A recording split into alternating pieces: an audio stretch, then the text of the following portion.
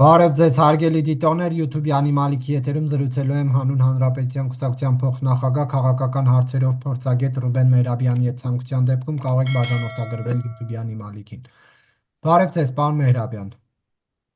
Բարև ձեզ, պարոն Կիրակոսյան, շնորհակալ եմ հրավերի համար, ողջունում եմ ձեր հարգարժան լսարանին։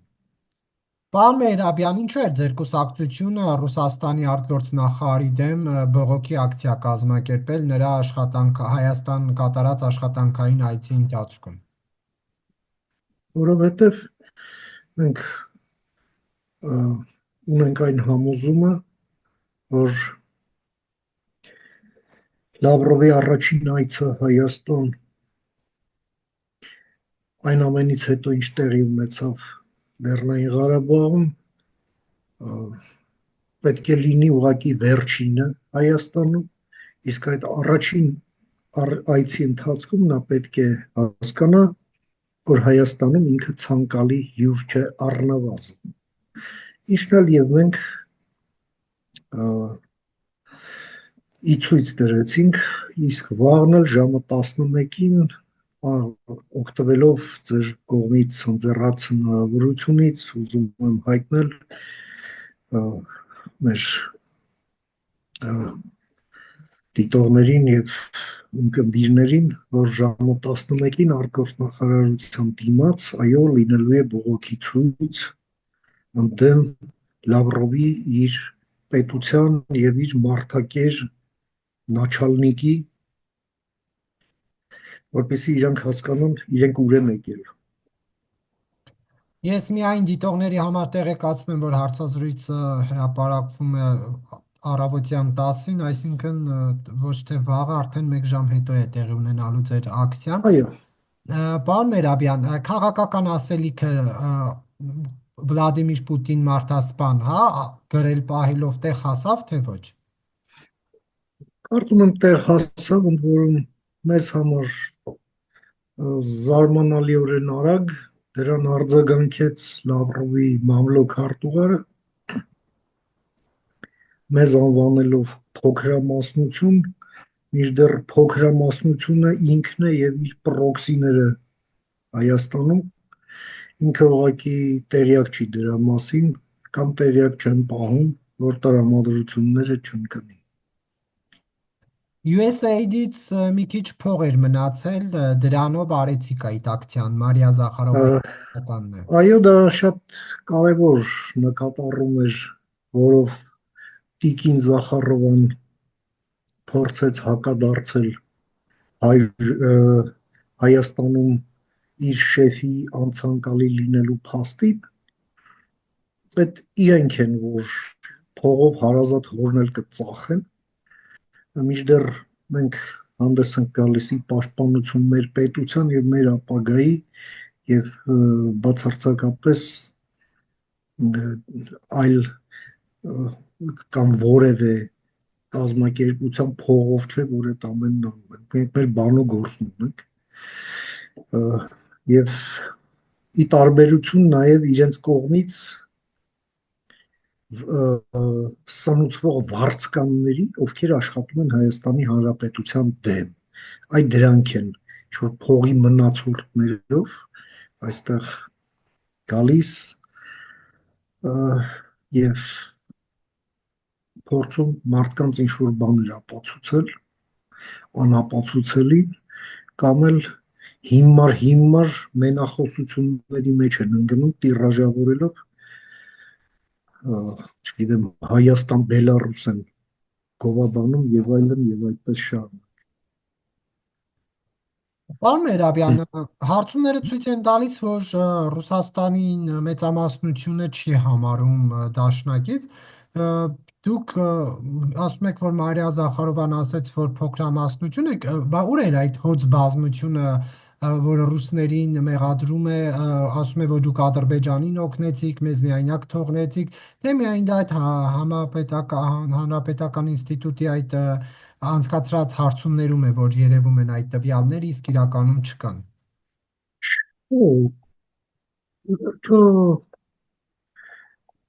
Հասարակական կարծիքը միայն հրապարակային ցույցերով չի, սա մի փոքր ֆլեշ մոբ է, որը մենք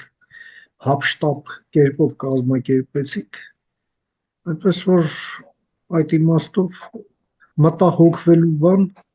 Ռուսաստանի նվիրալները կարող են չունենալ։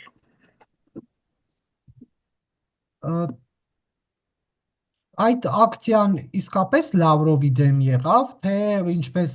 գրում են սոցցանցերում, սխալման պահվել է Իրանից ժամանող նախարարի ռազմական Ուղղակի հարցերով։ այսօր նաև այլ այց էր, բայց այդ Իրանի պաշտպանության նախարարը, երբ որ մեքենայով անցավ, չեմ կարծում, որ Իրանի նախարարը պետք է նեղանա այն փաստից, որ Պուտինը մարդասպան է,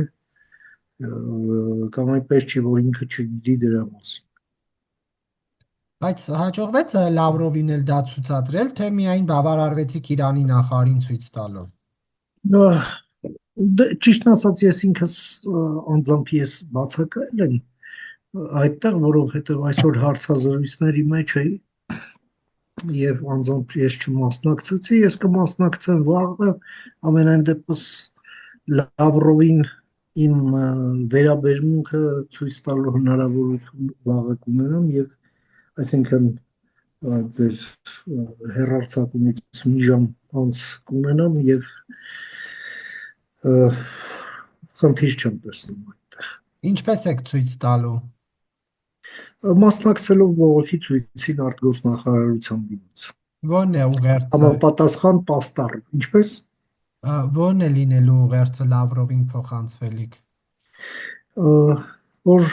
Լավրով երկու ֆ-ով, հա, այսինքն ով հեռացեք եւ երկրորդը որ իր շեֆն էլ մարդասպան է։ Իշխանությունը ասում է մեկը մյուսի հաշվին չպետք է հարաբերություններ ձևավորենք, պետք է բոլորի հետ էլ բալանսավորած դրական հայանպաստ հարաբերություններ կառուցենք։ Դուք պայքարում եք սրա դեմ։ Իշխանությունն այնինչ ասում է այնինչ ցանկացած պետության ղեկավարություն պարտավոր է անել, հա, այսինքն ինչ անել, բարեկամների թիվը մեծացնել, չեզոքներին դարձնել բարեկամ, թշնամիներին էլ չեզոքացնել։ Մեր կառավարության ասածը ըստ էության նույն բանն է, այլ է պարագան Ռուսաստանի, որովհետև Ռուսաստանը ընկալում է իր հարևանությունը հետևյալ ձևով, որ իր հարևանները կարող են լինել կամ իր վասսալները, կամ իր թշնամիները, երրորդը տրված չէ։ Ուղղակի այնիշ ցանկանում է մեր կառավարությունը, այդ ցանկությունները դեռ բավարար չեն, որպեսզի մենք ունենանք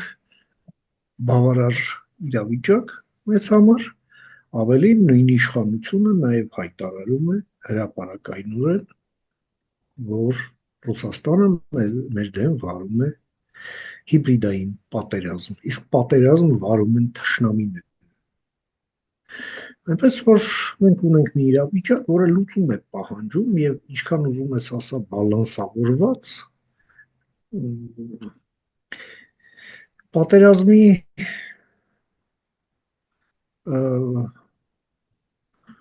ընթացքում հակառակորդի գործողությունները չեզոքացնում եւ կարծում եմ, որ ուրիշ տարբերակ մենք ուղակի չունենք, անկախ նրանից, թե իշխանությունն ինչ է ասում կամ ինչ է ուզում։ Ի վերջո դու կարող ես իրենց չհամարել թշնամի եւ համարել պարտնյոր, փորձել համագործակցել եւ այդպես շարունակ, սակայն այնպես չէ, որ քո այդ ցանկությունը դիմացինդ կկիսի։ Մյուս կողմից ես համարում եմ, որ այս երկխոսությունը Ռուսաստանի հետ անխուսափելի է թեկուզ նրա համար, որպեսզի այն ուղեկցի Ռուսաստանի հետ մեր հարաբերությունների վերանայման, խորքային վերանայման այս ողջ գործընթացը եւ այն պահի կառավարելիության եւ կանխատեսելիության ունի մեջ։ Սակայն հենց մեր ակցիան էլ ուղղված է նրան, որ այդ բանակցողներից մի կողմը, ռուսական կողմը, միշտ զգա, որ ինքը այստեղ ցանկալի հյուր չէ եւ իրեն այստեղ հանդուրժում են միայն որպես այդ երկխոսության պարտներ եւ ոչ ավելի, բայց ոչ ցանկալի հյուր։ Պարոն Մերաբյան, պետք է Հայաստանի իշխանությունները Լավրովի հետ հանդիպման ժամանակ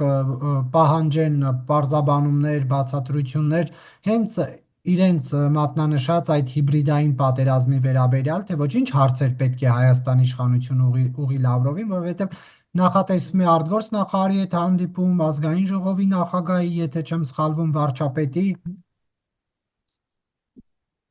Ըստ էության բաց աղբյուրներից որքան կարող ենք տեղեկանալ, օրակարգը հետևյալն է։ Քննարկվելու են մեջբերում եմ երկուստեք հետաքրքրություն ներկայացնող հարցեր, ինչպես նաև արդեն սա էլ ռուսներն են գրում, քննարկվելու են հայ-ադրբեջանական եւ հայ-թուրքական հարաբերությունների ներկա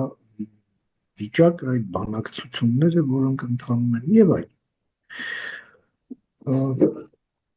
Հիմա այդ շրջանակներում հայկական կողմը ինչ պետք է պահանջի կամ ինչ հարց պետք է բարձրացնի, դա իհարկե բոլոր այն հարցերն են, որոնք թույլ կտան, որպեսզի մենք այս անցումը իրականացնենք առանց շոկերի եւ կոնֆլիկտների։ Մեկ եւ երկրորդը մենք ինքներս պետք է հասկանանք Ռուսաստանի վերաբերմունքն այս ամենին եւ շատ անհրաժեշտ է ռուսներին ուղղակի բերել թափանցիկության դաշտ այդ իմաստով։ Ես ուզում եմ նաեւ ձեր ուշադրությունը հրավիրել այսօրվա արտգործնախարարի ելույթին, որը տեղի ունեցավ Եվրամիության հետ համատեղ մի միջոցառման շրջանակներում, որտեղ խոսվում էր Եվրոպայի հետ մեր ընդհանուր ապագայի մասին, խոսում էր այն մասին, որ Հայաստանն 95%-ով կրճատել է իր մեկ աղբյուրից կախվածությունը պաշտպանական հարցերով, իսկ հիմա նաև քննարկվում է էներգետիկայում, այդ թվում եւ ատոմային էներգետիկայում այդ միակողմանի կախվածությունից ձերբազատվելու հարցը։ Սա շատ կարևոր զարգացում է, որը տեղի է ունենում, որովհետև տրամաբանականն այն է, որ հաջորդ փուլով, երբ մենք արդեն ունենք գործող օրենք Եվրամիությանը լիիրավ անդամակցության գործընթացի մեկնարկի մասին եւ ունենք այն իրավիճակը, որը հիմա կա, ապա տրամաբանականն այն է, որ հաջորդ քայլով այո երկիրը պետք է նախապատրաստվի Եվրամիությանը անդամակցելու հայտ ներկայացնելու, իսկ այդ ընթացքում այո պետք է այդ բոլոր խոչընդոտները լիկվիդացվեն, առնվազն Հայաստանը պետք է դուրս գա ԵԱՏՄ-ից, Հայաստանը պետք է դուրս գա հապկից, Հայաստանը պետք է դուրս գա այդ ԱՊՀ կոչվածից, Հայաստանը պետք է նվազագույնի հասցնի ռուսական ներկայությունը Հայաստանում, որում թե ուժային ներկայությունը, թե տնտեսական, հատկապես պետության հետ աֆիլիացված մոնոպոլիստների ներկայությունը Հայաստանի տնտեսության մեջ, իսկ եթե մենք ուզում ենք ունենալ խաղաղության խաչմերուկ, ապա ՌԺԴ-ով դա բացառվում է, սկզբունքորեն բացառվում է, եւ մի շարք այլ խնդիրներ այո պետք է լուծվեն Հայաստանի ներսում եւ ամենակարևորը Հայաստանի քաղաքական դաշտը պետք է մաքրվի ռուսական աղբից։ Օրենքով Ռումինիան լավ դաս տվեց եւ Հայաստանի իշխանությանը եւ Հայաստանի քաղաքական դասին եւ հասարակությանը։ Դասը հետեւյալն էր. որ Ռուսաստանի կողմից կազմակերպված հիբրիդային պատերազմը հնարավոր է հաղթահարել, երբ ձևավորվում է գործընկերություն պետության եւ հասարակության միջև։ Եվ հիմա հասարակությունը, որը դուք նաև վկայակոչեցիք, շատ կարևոր մի սոցհարցման արդյունքներ, պատրաստ է, բայց հիմա հարցը իսկ պետությունը,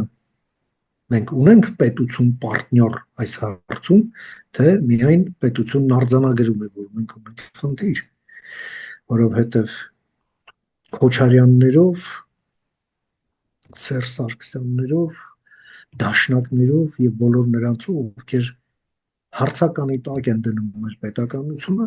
մենք չենք կարող ունենալ առողջ քաղաքական process, մենք չենք կարող ունենալ ժողովրդավարական ընտրական process, մենք կունենանք վարդանիկ երկու, հավաքական վարդանիկ երկու, պայմանական, համապետական մասշտաբում, եւ դա կլինի կատաստրոֆա Հայաստանի Հանրապետության եւ ընդհանրապես հայկական պետականության համար։ Համեցեք։ Պարոն Մերաբյան, Լավրովի այցից կարճ ժամանակ առաջ հեռախոսազրույց է տեղի ունեցել Հայաստանի եւ Ֆրանսիայի Եվրոպայի եւ արտաքին հարցերի նախարարի, արտաքին գործերի նախարարի հետ։ Այո, Սա ինչ մեսիջ է պարունակում իր մեջ։ սա շատ կարևոր մեսեջ է առ այն, որ այնուամենայնիվ Հայաստանը կարողանում է զանազանել իր ռազմավարությունը երկխոսությունից։ Մեր ռազմավարությունն այո շարունակում է մնալ Եվրամիությունը եւ մեր քաղաքական կուրսը դեպի Եվրամիություն, որովհետեւ խոսել են նաեւ հարաբերությունների խորացման ուղղված քայլեր Հայաստանի եւ Ֆրանսիայի միջեւ, ինչպես նաեւ Եվրամիության հետ,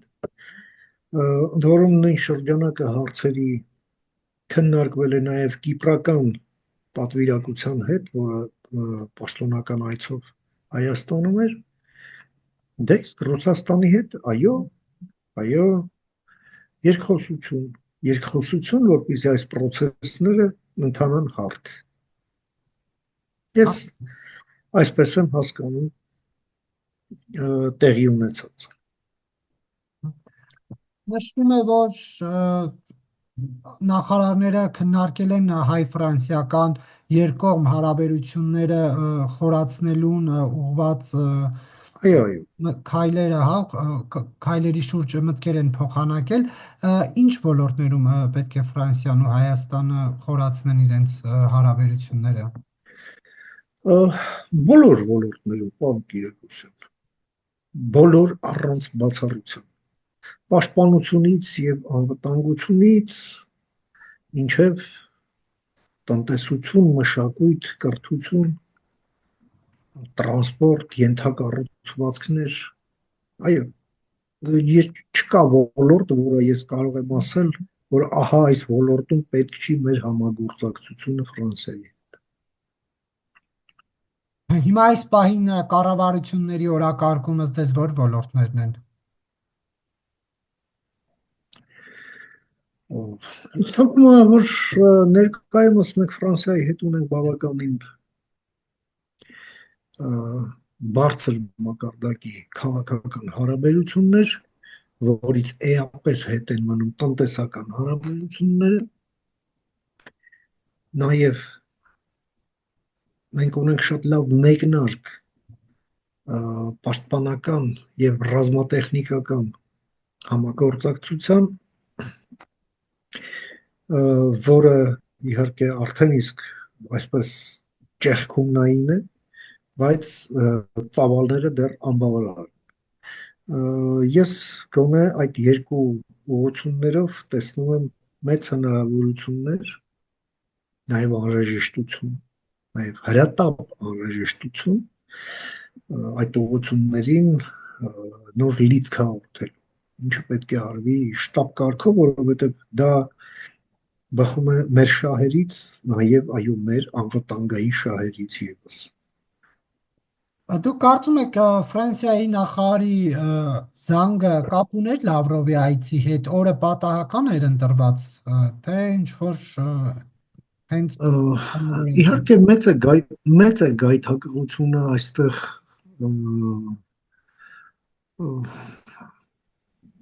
տեսնել որպես մի բան, որը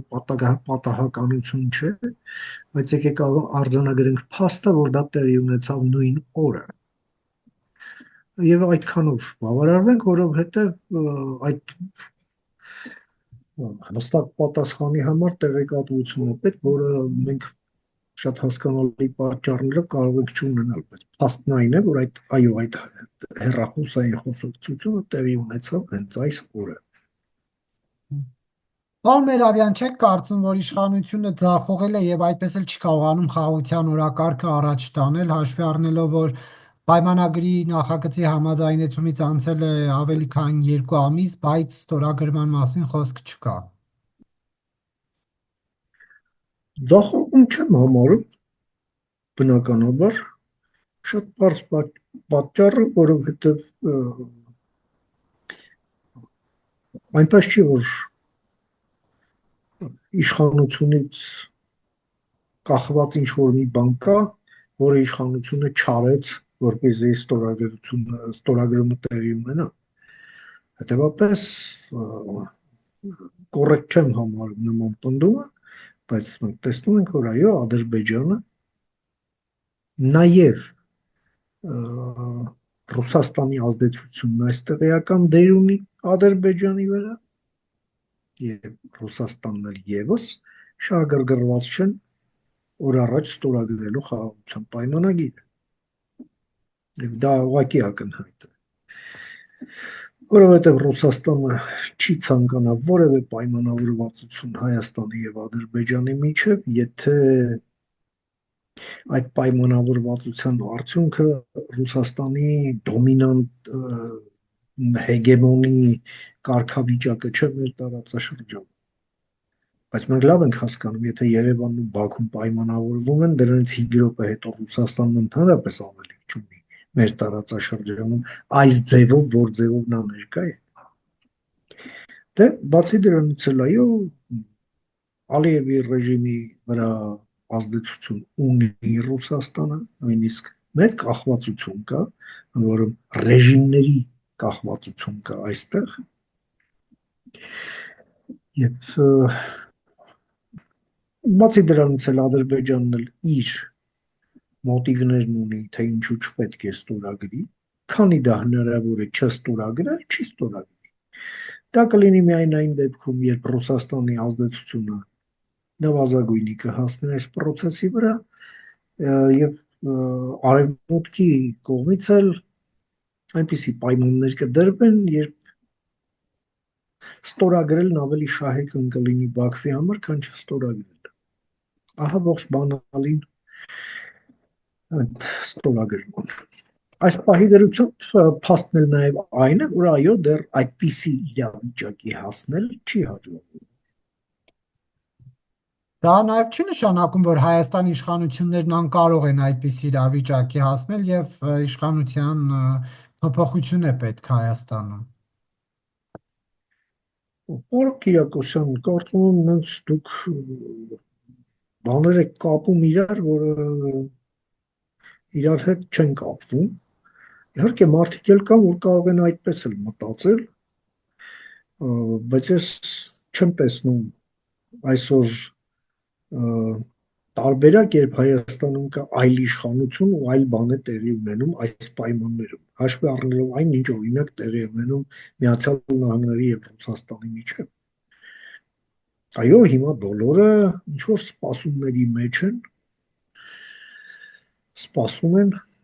թե այդ էպոպեյան ինչով կավարտվի, ռուս-ամերիկյան էպոպեյան, որի այսպես ասենք, էպիկենտրոնն է Ուկրաինան, ցավոք սրտի ուկրաինացիների համար։ Եվ մենք տեսնում ենք, որ այս պատերազմը չի դադարում, Միացյալ Նահանգները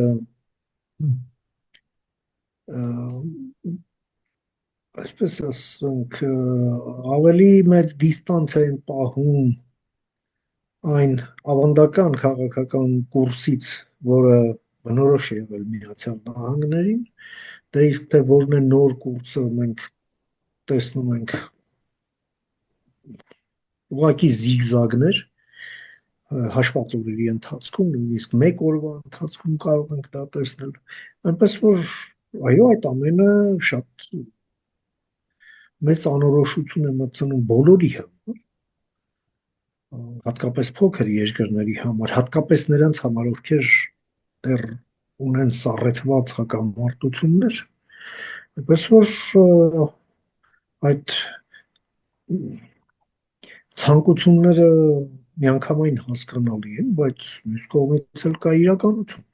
որ կախված չի նրանից, թե իշխանությունն է ձեզ հաճելի է կամ ձեզ ոչ հաճելի է։ Չնայած էլ եմ ասում, իշխանությունը կարող է լինել միլիոն հատ հարց, բայց ոչ այս հարցը։ Իդեպ հիմա իշխանափոխության, ավելի ճիշտ վարչապետի փոփոխության հարց կա օրակարգում, առաջարկվել է Էդմոն Մարուկյանի թեկնածությունը, բայց Քոչարյանն ու Սերժ Սարգսյանը չաջակցեցին։ Դուք այս գործընթացը ընդհանուր ինչպես եք մեկնաբանում։ Որպես մոսկովյան կրկես, որը ընդհանրապես հետաքրքիր չի, սա փոթորիկ է մի բաժակ էլ չէ, կես բաժակ ջրում, այս պահի դրությամբ իր վրա ուշադրություն գրավելու համար առնվազն։ Եվ երկրորդ էլ մենք տեսնում ենք, որ Ռուսաստանի հիբրիդային պատերազմի շրջանակներում տեղի ունենում քաստինգ, թե ով է լինելու Ռուսաստանի սիրելին, եւ մենք տեսնում ենք այսպես լոկալ գզվռտոց ամենասիրելի կոչումը նվաճելու եւ Ռուսաստանի սիրտը շահելու, դե ինչ ասեմ։ Եթե կա այդ կոնտինգենտի մեջ զվրտոց, ապա մենք երկրպագում ենք բոլոր թիմերին եւ բոլորին մաղթում հաջողություններ իրենց գզվրտոցում։ Բայց այդ պայքարում ամենամեծ շանսերը Նիկոլ Փաշինյանինն են, չէ՞, որովհետև նա միայն կարող է Վլադիմիր Պուտինի հետ ուղիղ հանդիպել եւ հանդիպեց։ Ամբողջ խնդիրն այն է, որ թե ով կլինի իշխանություն, ով չի լինի իշխանություն, կփոխվի թե չի փոխվի իշխանությունը, դա որոշում է ոչ թե Պուտինը։ Ինչպես նաև թե ով հանդիպեց կամ ով չհանդիպեց Պուտինի հետ։ Ամբողջ խնդիրը դա է։ Այլ դա որոշում է Հայաստանի Հանրապետության քաղաքացին, այդ թվում ես, այդ թվում դուք։ Եվ այդ թվում ձեր եւ մեր տնեցիները, ընկերները, բարեկամները, համախոհները կամ ընդդիմախոսները։ Այնպես որ եկեք զանազանենք այնինչ պետք է զանազանել։ Դե իսկ ձեր նշած կոնտինգենտը շատ է կարևորում Պուտինին, նկարներն է խփում պատին, հետը նկարվում, ուրախանում եւ իրեն դնում խելոքի տեղ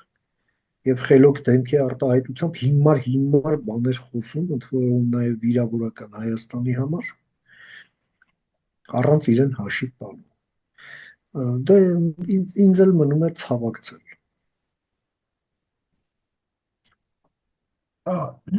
Ինչու Քոչարյանն ու Սերժ Սարգսյանը ձեզ չաջակցեցին Էդմոն Մարուկյանի թեկնածությանը, որովհետև նրանք չեն ուզում Իրենց հարցրեք։ ձեր գնահատական Իրենց հարցրեք։ Իրենց հարցրեք, պարոն Մարուկյանին հարցրեք։ Ես ճիշտն ասած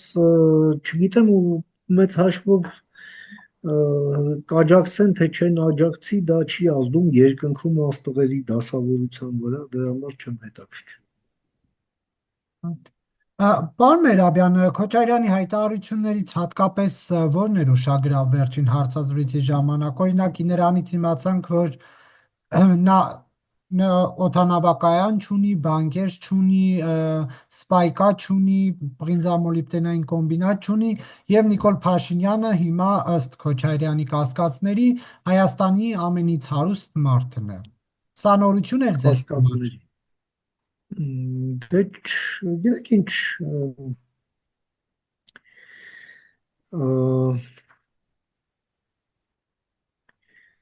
փաստերի հետ մենք կարող ենք գործ ունենալ, իսկ փաստն այն է, որ պարոն Քոչարյանի պարանոցից կախված է 200 միլիոն դոլարի հայց։ Խնդրեմ, թող իր խելոք փաստաբաններին հավաքի եւ ի հիմնավորումն իր ասացի նույն հայցը բարձրացնի Փաշինյանի դեմ, քանիս էր ասել 2 միլիարդ,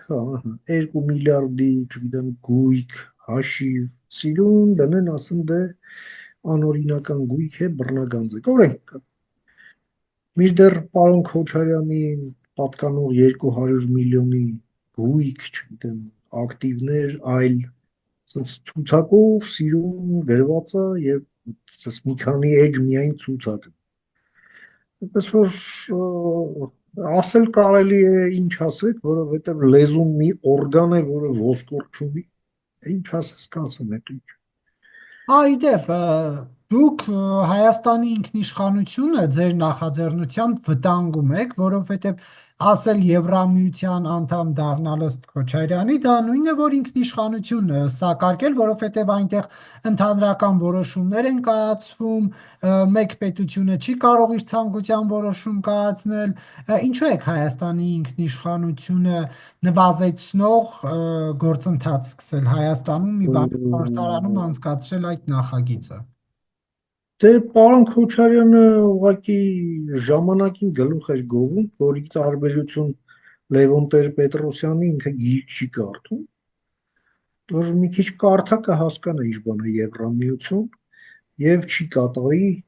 Հայաստանի գծով Մարիա Զախարովայի տեղակալի պարտականությունները, ընդ որում այսպես նախաձեռնողական կերպով, որովհետև ինչ ասում է, դա կապ չունի իրականության հետ։ Եվրամիության անդամ երկրները սուվերեն երկրներ են, որոնք միավորված են ընդհանուր շահով, ընդհանուր նպատակով եւ ընդհանուր արժեքներով եւ ունեն ձեռք են բերել այդ ընդհանրության հիման վրա պայմանավորվածություն ընդունել կոնսենսուսային որոշումներ բոլոր հարցերում եւ տասնամյակներով պահում են այդ պայմանավորվածությունները մի երկու այսպես անճոռնի ճուտիկներ կան հանձինս Օրբանի եւ Ֆիցոյի փորձում են դա ինչ որ չգիտեմ ինչեր ում ապացուցել եւ առանձնակի սեր ունեն Պուտինի նկատմամբ, նրանք էլ են նման սպեկուլյացիաներ անում սուվերենության թեմաներով, պես որ այս ամենը ռուսական պրոպագանդայի նարատիվներ մշակվող կաբինետներից դուրս եկած եւ հայերեն վատ հայերենի թարգմանված մի բառակույտ է, որի մեջ որևէ իմաստ չկա։ Շնորհակալություն, պարոն Մերաբյան, հարցազրույցի համար։ Համեցեք